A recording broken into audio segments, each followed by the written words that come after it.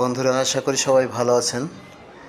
এই অনেক দিন পর পাপ্পিদের কাছে আসার একটা সুযোগ হলো আমার। দেখলাম বেশ বড় হয়েছে। এই দেখুন, ব্রেস্ট ফিডিং চলছে। কিন্তু আপনাদের মনে আছে এদের সংখ্যাটি ছিল 5টার থেকে এখন মাত্র 2টা দেখতে পাচ্ছি। আর জেনেছি যে আর একটা বাচ্চা আছে, কিন্তু তাকে খুঁজে পেলাম না। যাই হোক, সবচেয়ে কিউট যে বাচ্চাটা, এই যে দেখতে পাচ্ছেন, ব্ল্যাক অ্যান্ড হোয়াইট স্পটেড, এই বাচ্চাটি কিন্তু বহাল তবিয়তে আছে।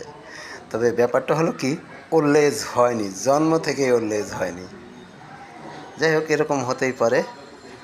তা ওরা এখন বেশ হাঁটাহাঁটি করতে পারে, চলাফেরা করে, নাদুস নুদুস।